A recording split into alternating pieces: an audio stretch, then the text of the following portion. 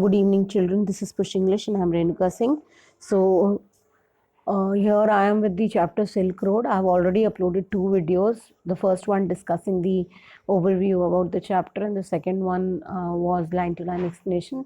We have done till page number 77. We were here on this paragraph. So, just to continue, so let's get started without wasting any time. So, we finally reached the top. So, narrator Daniel and Tsetan had already reach the top of the pass. अब वो पास के mountain pass के बिल्कुल top पर पहुंच गए थे, यानी 5515 मीटर्स पर. It was marked by a large cairn of rocks. Cairn of rocks here means heap of snows, like it is a heap of rocks.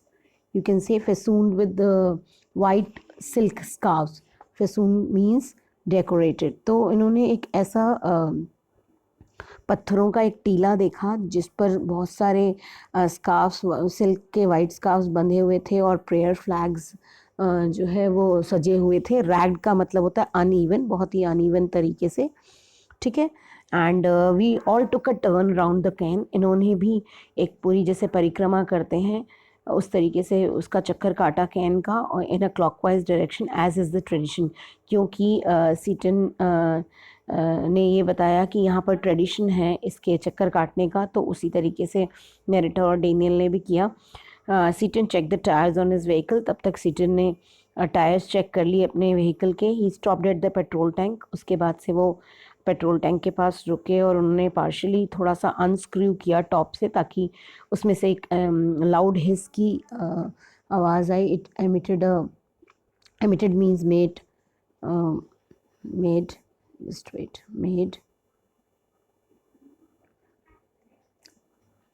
A noise, है ना. तो यहाँ पर बाहर जो है एक आवाज़, हिसिंग आवाज़ निकली, क्योंकि वो प्रेशर बन जाता है और उस प्रेशर की वजह से, लोअर एटमॉस्फेरिक प्रेशर की वजह से फ्यूल जो है वो एक्सपैंड होता है. तो ये हिसिंग साउंड उसी का होता है. और उन्हें लगा it sounded dangerous to me maybe sir. Tsetan laughed but no smoking. तो उन्होंने बस एक चीज़ अलर्ट की सीटन ने कि भाई स्मोकिंग अलाउड नहीं है, वो ख़तरनाक हो सकता है. तो इधर तब तक नैरेटर को जो है हेडेक, अब थोड़ा रिलैक्स मिल गया हेडेक से.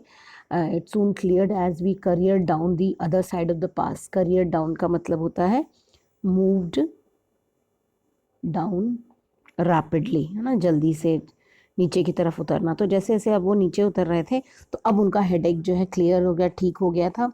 2 बज गए थे तब तक. By the time we stopped for lunch.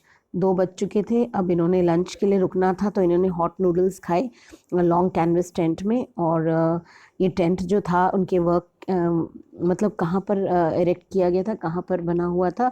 It was near by the side of the dry salt lake. वहाँ पर एक सॉल्ट लेक थी, उसके बगल में वर्क कैंप था, जहाँ वहाँ पर जो मजदूर काम करते थे उन्होंने ही कैनवस के टेंट लगाए हुए थे. तो इन्होंने वहाँ पर नूडल्स खाए. The plateau is pockmarked with salt flats. अब ये पॉकमार्क्ड का क्या मतलब होता है, ये देखिए.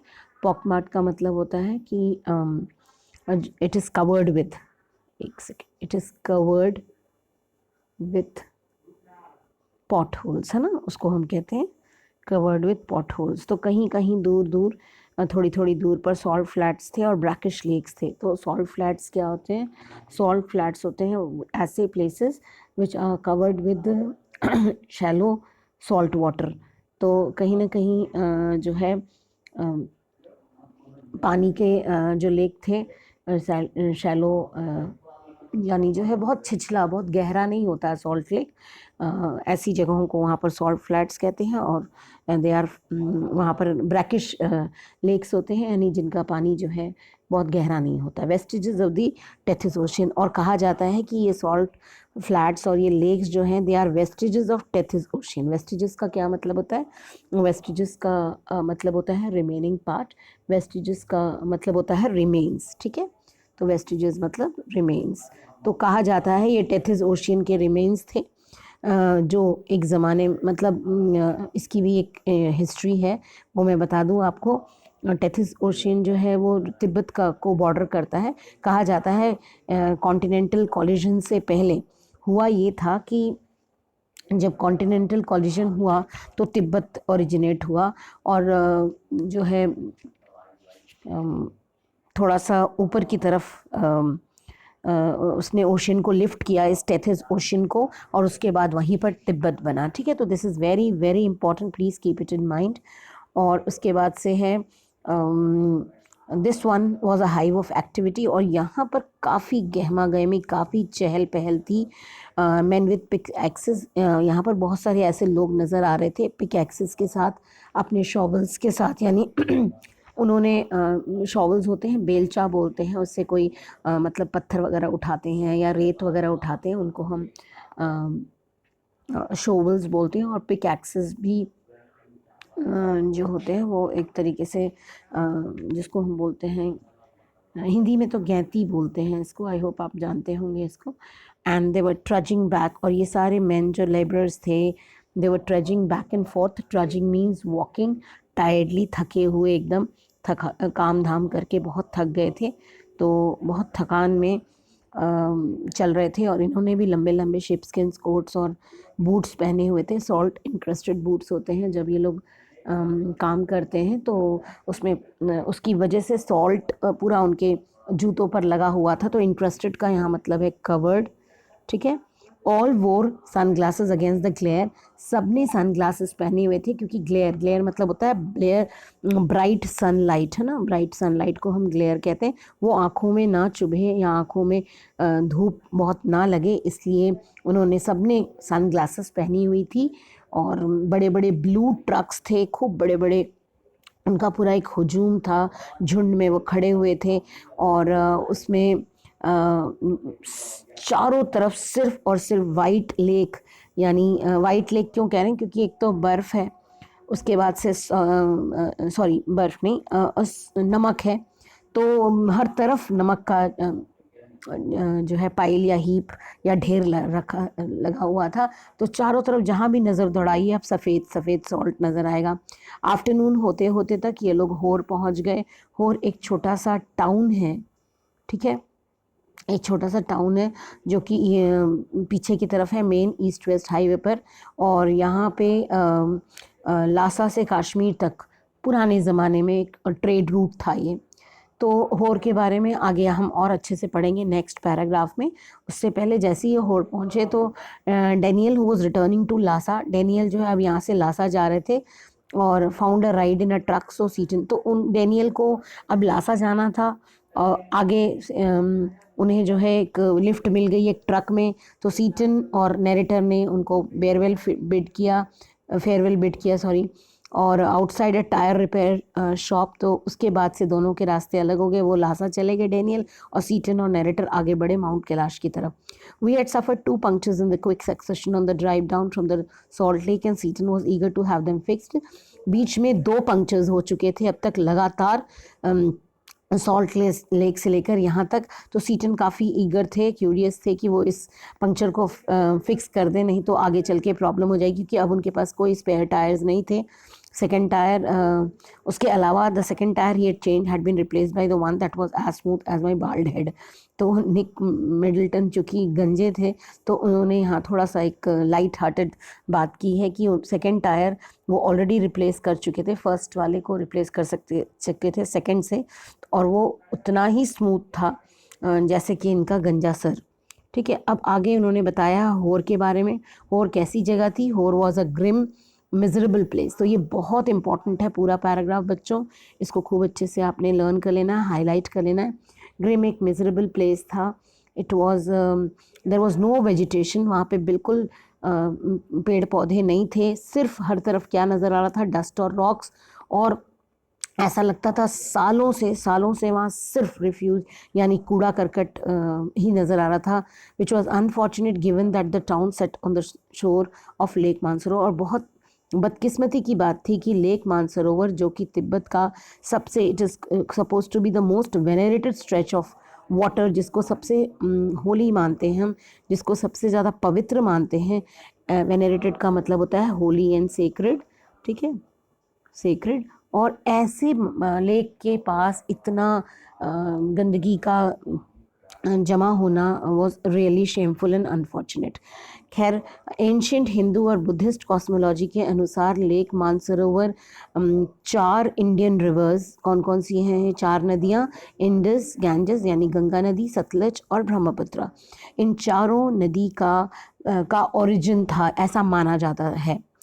लेकिन एक्चुअली वहाँ जब ये लोग पहुँचे तो इन्होंने देखा सिर्फ सतलज उस लेक से निकल रही है, but the head waters of all others all rise near by on the flanks of mount Kailash. लेकिन बाकी की जो 3 नदियाँ थीं यानी इंडस, गंगा और ब्रह्मपुत्र, ये माउंट कैलाश के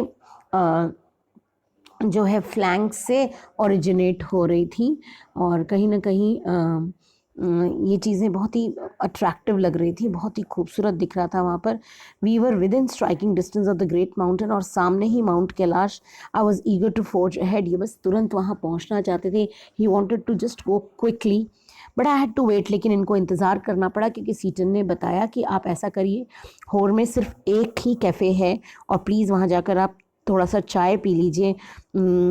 यहाँ पर जो ये जो कैफ़े था इसका डिस्क्रिप्शन भी बहुत इंपॉर्टेंट है, इसको भी एग्जामिनेशन पॉइंट ऑफ व्यू से ज़रूर पढ़ लीजिएगा, जिसमें होर जो है it was the only cafe. बाकी बिल्डिंग्स टाउन में जैसी थी बैडली पेंटेड कंक्रीट से, और इस ये कैफ़े की भी वही हालत थी, कंक्रीट का बना ज़रूर था लेकिन अच्छे से पेंट नहीं था, 3 ब्रोकन विंडोज़ थे। लेकिन एक बात है, उन खिड़कियों में से, टूटी हुई खिड़कियों में से लेक का जो एक बहुत खूबसूरत व्यू था, वो चीज़ इस चीज़ को कंपनसेट कर रही थी। ड्रॉट का मतलब होता है ड्राइनेस ड्यू टू रॉक, यानी पत्थरों की वजह से जो एक सूखापन आ जाता है, उस ऐसी पथरीले इलाके को सिर्फ एक ही चीज़ कंपनसेट कर रही थी। कंपनसेट का मतलब होता है मेक इट मोर इंटरेस्टिंग। यहाँ पर उस चीज़ को वो पूरा कर रही थी और वो था उस लेक का खूबसूरत व्यू। ठीक है, उसके बाद से उसी कैफ़े में जब ये बैठे थे तो टी सर्व करने एक चाइनीज़ यूथ आया और उसने मिलिट्री की यूनिफॉर्म पहनी हुई थी। उसने ग्रीस स्प्रेड किया टेबल पर, एक फिल्दी रैग एक पुराने कपड़े से उसे साफ़ किया, ग्लास लाया, थर्मस लाया, थर्मस में चाय भर के। आधे घंटे के बाद Tsetan relieve me from my solitary confinement. करीब आधे घंटे तक तो मैं अकेला रहा। उसके बाद सीटन आ गए और उन्होंने मुझे मेरी सॉलिटरी कन्फाइनमेंट से आज़ादी दिलाई। सॉलिटरी मतलब जो ये अकेलापन महसूस कर रहे थे, ही वॉज अलोन, अलूफ। हाँ, कन्फाइनमेंट का वैसे तो मतलब कैप्टिविटी होता है, यानी जब कोई कैद में होता है, लेकिन यहाँ पर उनका अकेलापन ही उनके लिए कैद की तरह था, इसीलिए इसको सॉलिटरी कन्फाइनमेंट वो कह रहे हैं।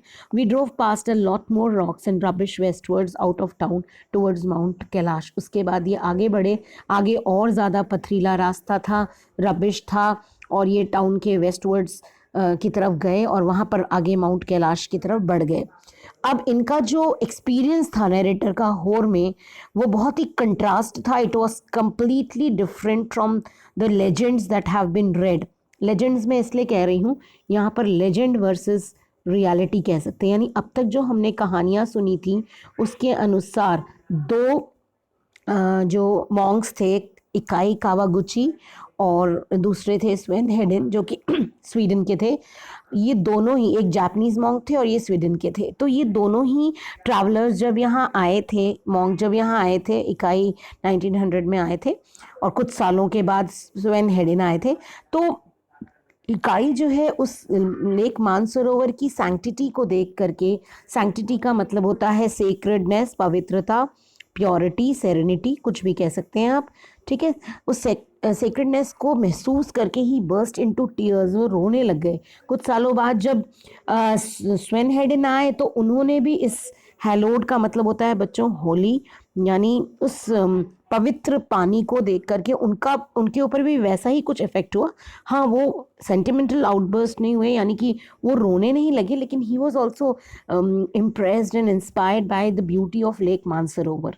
ठीक है, तो लेकिन इनका यहाँ पर ये पूरा एक्सपीरियंस निक का यहाँ पर was completely different from the experience of the story that these 2 people have. तो स्टोरी कुछ और थी लेकिन रियलिटी कुछ और थी। ठीक है, इनको वैसा कोई एक्सपीरियंस वहाँ नहीं हुआ और बहुत ही मिजरेबल जगह थी। ठीक है, तो ऐसा कुछ भी इन्होंने महसूस नहीं किया। तो he is very frank in saying this. It was dark by the time we finally left again. उसके बाद काफ़ी अंधेरा हो चुका था और 10:30 के बाद ये लोग डार्चन पहुंच गए थे होड़ के बाद, और वहाँ गेस्ट हाउस में इनको रुकना था for what turned out to be another trouble night. और अगली रात जो थी, यानी ये रात जो थी, इसका ये बहुत ही परेशान करने वाली, बहुत ही ट्रबल्ड रात गुजरी नैरेटर के लिए। Kicking around in the open air rubbish dump, चूँकि इतने देर तक वो होड़ में इतना देर तक उन्होंने वो वहाँ वक्त गुजारा था, तो उस रबिश डंप की वजह से शायद उनको कोल्ड वापस से हो गया। And it had set of. Set of का मतलब होता है स्टार्टेड अगेन। तो जो थोड़ा बहुत कोल्ड तो था ही, लेकिन उसके बाद वो दोबारा शायद डस्ट की वजह से वापस जुकाम हो गया उनको। दो if truth be told it had never quite disappeared with my herbal tea. हालांकि सच कहा जाए तो उस हर्बल टी की वजह से कोल्ड में बिल्कुल आराम नहीं मिला था। इनके नॉस्ट्रल्स में से, यानी नाक में से, एक नाक जो था, एक तरफ का नाक वो पूरी तरीके से ब्लॉक हो चुका था। और ये जैसे ही सोने के लिए लेटते थे, इन्हें डर था कि इन्हें सफिशिएंट ऑक्सीजन नहीं मिल रहा था। और जब इन्होंने अपने वॉच में देखा तो 4760 मीटर सी लेवल से ऊपर थे। हालांकि रावू से बहुत ज़्यादा ऊंचाई पर ये लोग नहीं थे, लेकिन फिर भी कई बार उनको, मतलब रावू जब उन्होंने जर्नी शुरू की थी, उन्हें ऑक्सीजन के लिए कई बार रात को उठ करके गैस्पिंग करनी पड़ती थी, यानी मुंह खोल करके उन्हें ऑक्सीजन लेना पड़ता था। तो I had grown accustomed to these knock.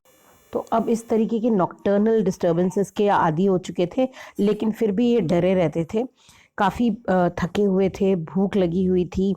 I started breathing दो थ्रू माई माउथ। तो इन्होंने अपने मुंह से सांस लेना शुरू किया, और थोड़ी ही देर के बाद सिंगल नॉस्ट्रल पार पर इन्होंने स्विच ऑन कर दिया, which seem to be admitting enough oxygen, but just as I was drifting off. तो एक नाक से जो ये बार बार सांस ले रहे थे, उसकी वजह से थोड़ी देर तक तो थोड़ी कुछ राहत मिली।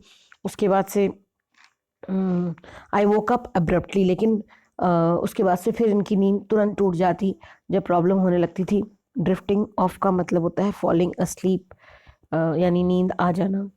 ठीक है, ड्रिफ्टिंग ऑफ का मतलब है फॉलिंग स्लीप, यानी नींद आ जाना। तो कोशिश तो कर रहे थे सोने की, लेकिन फिर उठ के बैठ जाते। कुछ तो गड़बड़ थी, चेस्ट में उनको थोड़ी सी हैवीनेस महसूस हो रही थी, एंड वो उठ के बैठ गए। उसके बाद से then a movement that cleared my nasal passage almost instantly. उसके बाद से खड़े हुए बैठ गए, नाक साफ की। उसके बाद से थोड़ी देर के लिए रिलैक्सेशन मिला, रिलीफ मिला चेस्ट में। फिर मैंने सोचा अजीब है, और उसके बाद वापस लेट गए। फिर कोशिश की सोने की, फिर सेम रिज़ल्ट। तो कहीं ना कहीं इन्हें लगा कहीं ऐसा ना हो कि मैं सोते सोते मुझे कुछ हो ही जाए, तो सोने की कोशिश नहीं कर रहे थे, या करना चाह भी रहे थे तो डर रहे थे। So I was on the point of disappearing into the land of nod. Nod का मतलब है यहाँ पे स्लीप। ठीक है, तो नींद आना ही शुरू होती थी कि कुछ अंदर से एक आवाज़ आई कि नहीं, सोना नहीं। It must have been those emergency electrical impulses again, but this was not the same as on previous occasions. तो ये कुछ अंदर से इम्पल्स आ रहा था कि सोना नहीं है, और इस बार मुझे सांस नहीं आ रही थी, तो मुझे सोने को मिल ही नहीं रहा था। मैं चाहता था सोना, लेकिन मिल नहीं रहा था। खैर, sitting up once more immediately, फिर ये दोबारा बैठे। थोड़ा सा महसूस, जब तक बैठे रहते थे थोड़ा अच्छा लगता था, जब सोने की कोशिश करते प्रॉब्लम होने लगती। I could breathe freely and my chest felt fine. फिर थोड़ा चेस्ट में हैवीनेस कम हुआ और अच्छा लगने लगा। But as soon as I lay down my sinuses filled and my chest was odd. लेकिन ज्यों ही लेटते थे, इनके साइनसेस भर जाते थे। साइनसेस मतलब जो कैविटीज़ होती हैं आपके स्कल में, उनको हम साइनसेस कहते हैं। और चेस्ट में अजीब सी हैवीनेस आ जाती थी। I tried propping up my self. इन्होंने ये भी कोशिश की कि प्रॉपिंग का मतलब होता है जैसे कि सपोर्टिंग वे में थोड़ा बैठना, कि पूरी तरीके से ना लेटें, अपराइट रहें, दीवार से टिका करके थोड़ा सोएं, बैठे बैठे ही सो जाएं। But now I could not manage to relax even to drop off. लेकिन अब ये सोने की कोशिश नहीं कर रहे थे। आई could not put my finger on the reason. इन्हें ये समझ में नहीं आ रहा था कि क्या वजह है, लेकिन सच पूछिए तो इनको डर लग रहा था सोने से। अंदर से एक आवाज़ आ रही थी कि कहीं ऐसा तो नहीं कि मैं अभी सोऊंगा तो मैं कभी उठ ही ना पाऊँ, यानी कहीं ऐसा ना हो कि बिल्कुल इटर्नल स्लीप, यानी कि मौत की आगोश में चले जाए, मौत ही हो जाए, सोते सोते ही कहीं सांस न बंद हो जाए। सो ये पूरी रात जगते रहे। इधर सीटन जो है जब उन्होंने तबीयत देखी नरेटर की, तो वो उन्हें डार्चन मेडिकल कॉलेज ले गए, और डार्चन मेडिकल कॉलेज काफ़ी नया था। ये अगली सुबह उनको वहाँ लेकर गए। एकदम मोनेस्ट्री की तरह लग रहा था, एक्चुअली एक मोनेस्ट्री कन्वर्टेड मेडिकल कॉलेज था। और मोनेस्ट्री क्या होता है? It's a house for Monks, है ना, ये तो पता ही होगा आपको, हाउस फॉर मॉन्क्स। और सॉलिड डोर था, फिर बड़ा सा एक कोर्टयार्ड था। ये कंसल्टिंग रूम में पहुंचे जब, तो काफ़ी वहाँ पर काफ़ी अंधेरा था, कोल्ड ठंड थी। वहाँ पर एक तिब्बतन डॉक्टर थे, उन्होंने कोई भी पैराफर्नेलिया मतलब होता है जो भी इक्विपमेंट्स होते हैं, पर्सनल इक्विपमेंट्स होते हैं डॉक्टर के, वो उनके पास नहीं थे। That I had been expecting. इन्हें लगा कि शायद उन्होंने स्टेथोस्कोप वगैरह रखा होगा, लेकिन वो कुछ भी नहीं था। ना वाइट कोट पहना था उन्होंने, वो एक नॉर्मल तिब्बतन की तरह बड़ मोटा सा पुलोवर उन्होंने डाला था, ऊपर से वुलन हैट थी। और when I explain my sleepless symptoms, जब मैंने बताया उनको कि मैं सो नहीं पा रहा हूँ रात को, और मुझे सोने में बहुत डर लग रहा है, लेटने में बहुत डर लग रहा है, तो उन्होंने धड़ाधड़ मुझसे कुछ क्वेश्चंस पूछे, और फिर मेरी नब्स टटोली, मेरा रिस्ट चेक किया, मेरे वेन्स चेक किए, और मेरी पल्स रेट चेक की। उन्होंने कहा हाँ कोल्ड है, ज़ुकाम है आपको।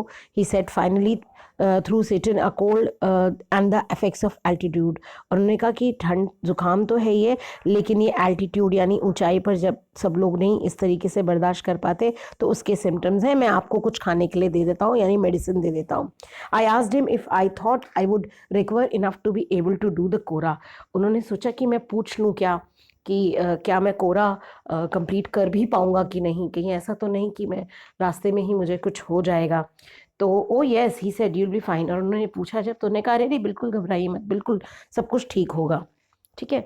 I walked out of the medical college clutching a brown envelope. और जब ये मेडिकल कॉलेज से बाहर आए, तो इनके हाथ में एक लिफाफा था ब्राउन कलर का, उसमें 15 स्क्रूज ऑफ पेपर, यानी करीब 15 जो है क्या बोलते हैं, जो जैसे कोन्स बना देते हैं ना पेपर के, और उसमें दवाओं का की पुड़िया बोलते हैं उसको, हाँ, दवाओं की जो पुड़िया थी वो थी।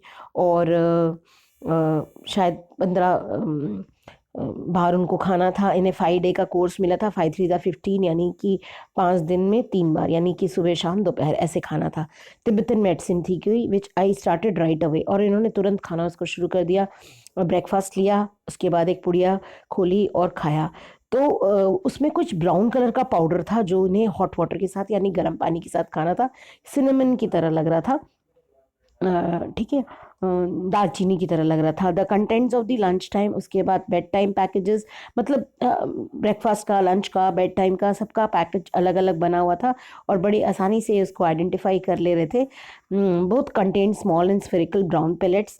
जो लंच टाइम और बेड टाइम के बाद जो पैकेट इनको लेने थे, वो छोटे छोटे स्फेरिकल गोल ब्राउन कलर के पेलेट्स थे। ब्राउन कलर के पेलेट्स मतलब छोटी छोटी गोलियां थी ब्राउन कलर की, और स्मॉल बॉल्स जिसको कहते हैं। और इन्हें वो देखने में ऐसी लगती थी जैसे शीप का डंग, यानी भेड़ का की जो का डंग होता है उसकी तरह लग रही थी। But of course I took them. लेकिन कोई कोई भी दवा हो, कम से कम उन्हें ये महसूस हुआ कि जब उन्होंने एक पूरे दिन की दवा खा ली, तो उस रात वो काफ़ी आराम से सोए, like a log not a dead man. तो एक लकड़ी के लट्ठे की तरह, हाँ, मरे हुए इंसान की तरह नहीं। तो राहत तो इनको मिल रही थी, तो वो कुछ भी लगे उस ट्रीटमेंट की वजह से एटलीस्ट उनको आराम था, ये बहुत बड़ी बात थी।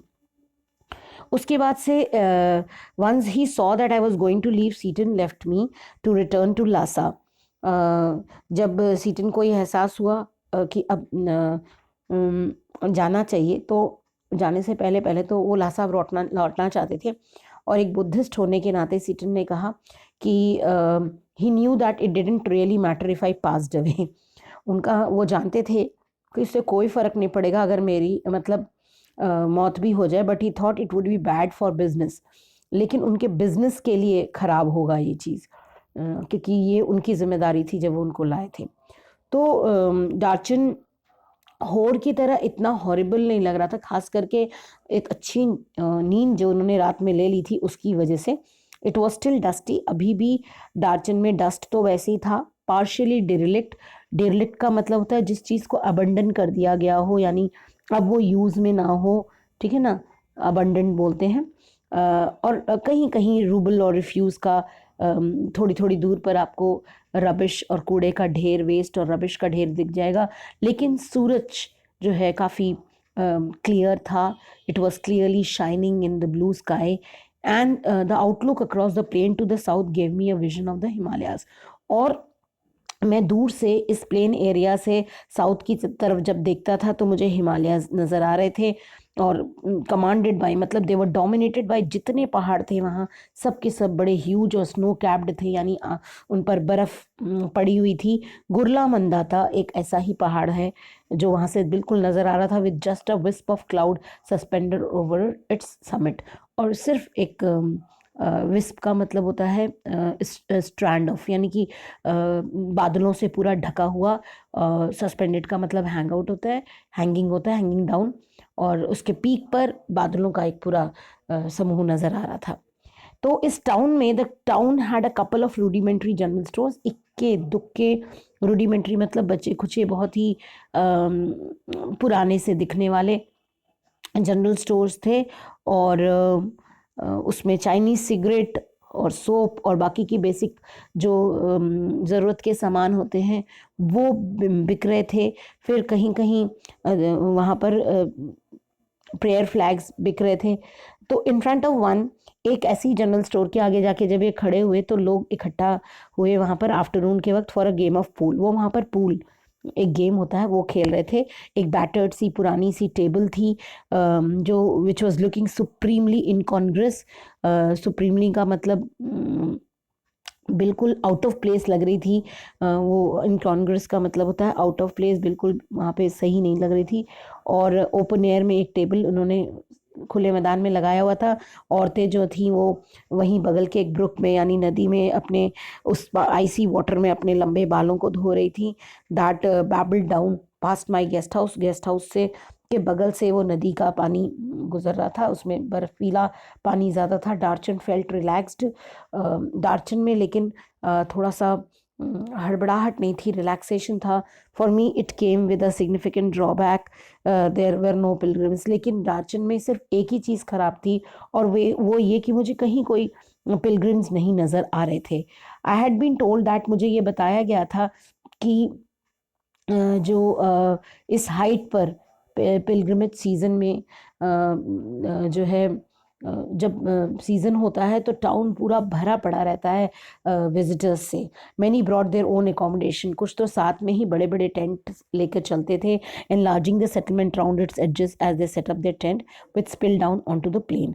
तो इतने ज़्यादा विजिटर्स हो जाते हैं कि वो अपने टेंट लगा करके वहीं उस प्लेन एरिया में टेंट लगा देते हैं। हर तरफ आपको टेंट दिखता है। I had timed my arrival for the beginning of the season but it seemed I was too early. तो इन्होंने टाइमिंग तो इन्होंने ऐसी रखी थी कि मैं उस पिलग्रिमेज सीज़न से पहले ही पहुंचूं, लेकिन ये काफ़ी जल्दी आ गए थे। इसका मतलब अभी पिलग्रिमेज सीज़न सही मायनों में शुरू नहीं हुआ था, इसीलिए पिलग्रिम्स नहीं थे यहाँ पर, तीर्थयात्री नहीं थे। एक दोपहर ऐसे ही ये अभी सोच ही रहे थे, ये सोच करके कि क्या ऑप्शंस हो सकते हैं। Over a glass of T, कि मतलब चाय पीऊँ। जो डार्चन में भी एक ही कैफ़े था होर की तरह, तो उसमें ये चाय लें कि ना लें इस पर विचार कर रहे थे। आफ्टर अ लिटिल कंसिडरेशन इन्होंने एक थोड़ा सोचने के बाद ये डिसाइड किया कि मुझे थोड़ा कम कर देना चाहिए। Clearly I had not made much progress with my self help programme on positive thinking. और कहीं ना कहीं इनकी पॉजिटिविटी या पॉजिटिव थिंकिंग में ये जो एक सेल्फ हेल्प प्रोग्राम खुद जिसको फॉलो करते थे उसमें ज़्यादा प्रोग्रेस नहीं हुई थी। तो खैर अपने डिफेंस में इन्होंने, it had not been easy with all my sleeping difficulties but however I looked at it I could only wait. तो खैर कुछ कर नहीं सकते थे, इसलिए the pilgrimage trail was well trodden, यानी जो रास्ता था, जो ट्रेल था, जो तीर्थयात्रियों के लिए बना था, वो काफ़ी यूज़ किया हुआ था। But I did not fancy doing it alone. लेकिन मुझे लगा कि इस पर अकेले चलना तो बिल्कुल अप्रिशिएटिव नहीं होगा, मज़ा नहीं आएगा, इंटरेस्टिंग नहीं होगा। तो the Quora was seasonal because parts of the route were liable to blockage by snow. तो ये कोरा भी वहाँ पर लोग सीजन्स में ही होता था, क्योंकि ज़्यादातर रूट जो था वो पूरी तरीके से ब्लॉक्ड होता था, शट ऑफ हो जाता था स्नो की वजह से। तो इन्हें बिल्कुल आइडिया नहीं था कि स्नो कब क्लियर होगा। But I was not encouraged by I wasn't encouraged by the chunks of dirty ice that still clung to the banks of Darchin's brook. तो डार्चन की उस नदी के किनारे जो थोड़े बहुत बर्फ के टुकड़े थे, उसको देखकर इन्हें अभी उम्मीद नहीं थी कि कब तक स्नो क्लियर होगा। तो सीटन जो है जा चुके थे, तो अब इनको डार्चन में कोई ऐसा व्यक्ति चाहिए था जो कम से कम इतनी इंग्लिश तो जानता हो कि जो उनको बेसिक क्वेश्चंस के आंसर दे सके, या वहाँ की भाषा जब उन्हें समझ में ना आए तो कोई ट्रांसलेटर मिल जाए, कोई इंटरप्रेटर मिल जाए। तब तक इनकी मुलाकात नोरबू से नहीं हुई थी। उस दिन नोरबू से मुलाकात हुई कैफ़े में, जब वो कैफ़े जो कि काफ़ी स्मॉल छोटा सा था, डार्क था, कैवर्नस, कैवर्नस मतलब होता है लाइक अ केव, है ना, केव वर्ड मतलब लाइक अ केव, एक गुफा की तरह था। और उसमें लंबा सा एक बड़ा सा मेटल का स्टोव था, बिल्कुल बीचों बीच। वॉल और सीलिंग्स जो थी वो मल्टी कलर्ड प्लास्टिक्स से इंटरवाइंड थी, इंटरवाइंड मतलब गुथी हुई थी। और उसके बाद से उस प्लास्टिक के बाद मतलब अलग अलग वैरायटी के थे, कोई ब्रॉड ब्लू कलर का था, कोई रेड, कोई वाइट, इस तरीके से मल्टी कलर थे। That made into stout voluminous shopping bags. उसके बाद से बहुत ही बड़े से लार्ज, वॉल्यूमिनस मतलब होता है लार्ज और स्टाउट का मतलब थिक होता है। तो शॉपिंग बैग्स जो पूरे ऑल ओवर चाइना में बिकते थे, वो इस तरीके से मल्टी कलर्ड थे, प्लास्टिक के, मतलब नज़र आते थे। तो एशिया और यूरोप की बाकी कंट्रीज़ में भी। तो as such plastic must rate as one of the India's most successful exports along the silk road today. हालांकि ये भी सच है कि प्लास्टिक को हम सबसे वैल्यूएबल और सबसे सक्सेसफुल एक्सपोर्ट्स में से एक मानते हैं, जो चाइना से एक्सपोर्ट की जाती है आज तक सिल्क रोड से आती है बाकी की कंट्रीज़ में। तो इस कैफ़े में जो एक सिंगल विंडो था जिसके बगल में मैं बैठा था, so that I could see the pages of my notebook. क्यों? क्योंकि लाइट तो थी नहीं, बहुत अंधेरा था, तो ये इसलिए अपनी नोटबुक के साथ उस खिड़की के पास बैठे थे, जो एक ही खिड़की थी उस कैफ़े में, ताकि इन्हें बाहर से कुछ उजाला आए और उनको दिख सके। तो ये अपने साथ एक नॉवल भी आए थे ताकि अपना टाइम पास कर सकें। तो नोरबू ने जब मुझे मेरी किताब के साथ देखा, मेरे नोट्स के साथ देखा, वो अंदर जब आए तो उन्होंने जेस्चर से यानी इशारा करते हुए पूछा कि क्या मैं आपके बगल में आपके ऑपोजिट में बैठ सकता हूँ।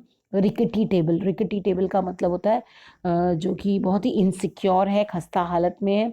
यू इंग्लिश, उन्होंने बस इशारे से पूछा, इंग्लिश जानते हो? नोरबू ने नैरेटर से। फिर उन्होंने टी ऑर्डर किया। I told him I was, and we struck up a conversation. उसने कहा हाँ, यू इंग्लिश मतलब उन्होंने कन्फर्म किया कि क्या तुम इंग्लिश हो, मतलब वहाँ के हो। तो उन्होंने बस इशारे से बताया, फिर ये बात करने लगे। I did not think he was from those parts because he was wearing a wind cheater and metal rim spectacles of a western style. ये चीज़ तो नोरबू को देखकर समझ में आ रही थी कि ये बंदा शायद यहाँ का नहीं है, क्योंकि उसने एक विंड चीटर पहना हुआ था और स्पेक्टिकल्स जो पहने हुए थे वो वेस्टर्न स्टाइल के थे। तो he was a Tibetan, he told me. लेकिन बहुत अजीब लगा ये जानकर कि उन्होंने कहा मैं तिब्बतन हूँ, लेकिन बीजिंग में काम करता हूँ एक चाइनीज़ एकेडमी में ऑफ सोशल साइंसेज। ये एक एथनिक लिटरेचर का इंस्टीट्यूट है और ये शायद यहाँ पर किसी फील्ड वर्क के लिए आए थे। तो ये काफ़ी डिटेल है नोरबू के बारे में, ये आपको बहुत अच्छे से कर लेना। येस एंड नो, उन्होंने दोनों जवाब दिया। He said I have come to do the kora. उन्होंने कहा कि मैं कोरा करने आया हूँ। माई हार्ट जम्प, मैं खुश हो गया कि मैं जिस पर्पज़ से गया था, चलो एक ऐसा बंदा मुझे मिला जो इसी पर्पज़ से आया है। लेकिन नोरबू का मकसद कोरा करने का सिर्फ ये था क्योंकि उन्हें एकेडमिक पेपर्स जमा करने थे कैलाश कोरा के बारे में, उसकी इम्पोर्टेंस बतानी थी बुद्धिस्ट लिटरेचर के तहत। तो कई सालों से वो इसी पर काम कर रहे थे। तो he told me but he had never actually done it himself. लेकिन उन्होंने सिर्फ पढ़ा था अब तक कोरा के बारे में, खुद कभी किया नहीं था, एक तिब्बतन होते हुए भी। When the time came for me to tell him what brought me to Darchin, his eyes lit up. और जब मैंने उनको ये बताया कि मैं डार्चन क्यों आया हूँ, तो उनकी आंखें चमक उठी। We could be a team, वो भी खुश होकर बोले कि चलो हम एक टीम की तरह हम दोनों चल सकते हैं। Two academics who have escaped from the library. और दोनों ही, भाई निक का पर्पज़ ये था कि एक ट्रैवलॉग, एक स्टोरी लिखना, उनका पर्पज़ था अपनी स्टडीज़ के लिए कुछ पेपर वर्क करना, कुछ फील्ड वर्क करना, कलेक्ट करना कुछ मटेरियल। तो दोनों एकेडमिक्स लाइब्रेरी से भागे हैं, तो उन्हें अच्छा लगा चलो एक ही तरीके के सोचने वाले लोग मिल गए। Perhaps my positive thinking strategy was working after all. और अल्टीमेटली जो एक सेल्फ हेल्प प्रोग्राम ये कर रहे थे अपनी पॉजिटिव थिंकिंग पर, वो काम कर गई। तो इन्हें शुरू में तो काफ़ी इनिशियली काफ़ी रिलीफ मिला नोरबू से मिलने के बाद, who was also staying in the guest house, तो वो भी वहाँ गेस्ट हाउस में ही रह रहे थे, was tempered by the realisation that he was almost as ill equipped as I was for the pilgrimage. बाद में मालूम पड़ा कि टेम्पर्ड का मतलब होता है सॉफ्टन्ड, या ये कह लीजिए लूजन्ड, है ना। मतलब जैसे पहले तो जो खुशी थी वो थोड़ी सी ये ना मतलब निराश हुए ये रियलाइज़ करके कि ये भी इल इक्विप्ड है, नोरबू भी मतलब तैयार नहीं है, प्रॉपरली इक्विप्ड नहीं है पिलग्रिमेज के लिए, जैसे मैं नहीं हूँ। He kept telling me how fat he was and how hard it was going to be. और वो बार बार ये बात कहते थे कि मैं बहुत मोटा हूँ, मेरे लिए बहुत मुश्किल होने वाली है हाई अप यानी माउंट कैलाश तक पहुँचना। He kept reminding me so tiresome to work. और बार बार वो बोलते थे कि बहुत थकान हो जाएगी चलने में। He was not really a practising Buddhist, it transpired, but he had enthusiasm and he was of course Tibetan. Tibetan तो वो थे, काफ़ी इंथुजियाज्म भी था उनके अंदर, लेकिन बार बार उनका ये कहना कि बहुत थकान हो जाएगी, कैसे चलेंगे ऊपर, ये चीज़ एक बुद्धिस्ट होने का सबूत नहीं था। इट ट्रांसपायर्ड, ट्रांसपायर्ड का मतलब होता है केम टू लाइट, यानी इनके नॉलेज में ये बात आई, केम टू लाइट, ठीक है। ऑल दो आई हैड ओरिजिनली इन्विसेज्ड का मतलब होता है कंसिडर्ड। पहले इन्होंने कंसिडर कर लिया कि making the track in the company of devout believers. Devout का मतलब होता है जो डेडिकेटेड बिलीवर्स होते हैं। अगर किसी ऐसे व्यक्ति के कंपनी में कोरा कंप्लीट किया जाए तो ज़्यादा अच्छा रहेगा। फिर काफ़ी सोचने के बाद इन्होंने डिसाइड किया कि परहैप्स नोरबू इनके लिए एक आइडियल कंपेनियन रहेगा, क्योंकि इनके पास कोई ऑप्शन नहीं था, कोई चॉइस नहीं थी, कोई और इनको यहाँ कैसे मिलता। तो he suggested we hire some yaks to carry our luggage. तो दोनों ने मिलकर, बल्कि इन्होंने सजेस्ट किया कि ऐसा करते हैं, कुछ याक्स जो है वहाँ के एनिमल्स हैं जो लगेज वगैरह कैरी करते हैं पहाड़ी इलाकों में, which I interpreted as a good sign. तो मुझे लगा कि चलो ठीक है। He had no intention of prostrating himself all round the mountain. Prostrating का मतलब होता है लाइंग विद जैसे होता है ना कि हम दंडवत प्रणाम करते हैं, या lying with face down, that is called prostrating. तो कोई इंटेंशन नहीं था कि नतमस्तक हो, दंडवत हो। तो उन्होंने कहा नहीं नहीं, नॉट पॉसिबल, बल्कि हंसते हुए बोले there is some light hearted talk here, collapsing across the table in a historical laughter. Almost historical का मतलब होता है इन अ फिट, जैसे हंसते हंसते एकदम जैसे दौरा पड़ता है ना, उस तरीके से हंसते हुए बोले कि नहीं नहीं, ये तो पॉसिबल ही नहीं है। तो it was not his style and anyway his tummy was too big, कि इस तरीके से मैं पेट के बल नहीं लेट सकता क्योंकि मेरा पेट बहुत मोटा है। तो ऐसे कह के इन्होंने बहुत ही लाइट हार्टेड टॉक के साथ ये स्टोरी ख़त्म हुई। उसके बाद से obviously they would have completed the kora. तो ये हो गया आपका चैप्टर ख़त्म, और आई होप आपको एक्सप्लेनेशन क्लियर हो जाएगी after this. If at all any doubt is there, please feel free to leave a comment in the comment box. Bye bye children, god bless you all. Wait for my next video.